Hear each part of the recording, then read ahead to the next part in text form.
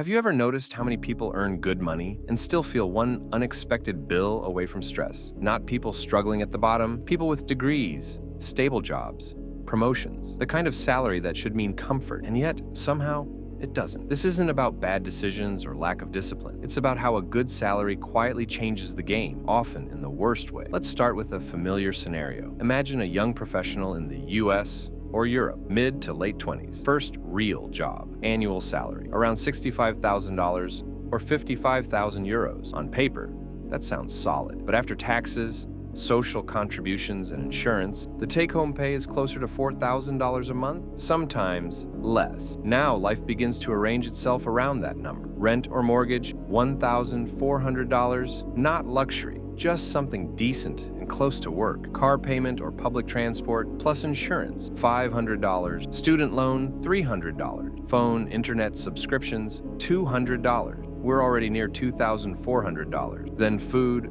occasional eating out, clothes that fit the job, birthdays, weddings, weekend trips, and a credit card that quietly fills the gaps. Suddenly, that $4,000 feels tight. Not because the salary's low, but because every increase in income invites a matching increase in lifestyle. Here's the hidden mistake most people don't realize they're making. They treat a higher salary as permission to upgrade everything at once. A better apartment, a newer car, more convenience, less friction. Each upgrade feels reasonable on its own, but together they lock future income into fixed monthly commitments. And once income is spoken for, saving doesn't feel like a choice anymore. It feels like deprivation. Let's look at the math calmly. A $500 monthly car payment doesn't feel dramatic, but over 5 years, that's $30,000. Add insurance, maintenance, interest, and you're closer to $40,000 for something that steadily loses value. That same $500 invested monthly at a modest return isn't flashy wealth, but it's flexibility, options, breathing room. The cost isn't the car, it's the loss of future control. So why do smart, educated people fall into this? Because the pressure isn't financial, it's psychological. A good salary creates an identity shift. You're no longer starting out. You're supposed to look like you're doing well. In the US and Europe especially, success is quietly measured through visible comfort. The apartment, the car, the lifestyle that signals progress. No one says this out loud, but everyone feels it. And because everyone around you is doing the same thing, it feels normal, even responsible. The long-term impact is subtle, not dramatic. There's no financial collapse, just a constant sense of running in place.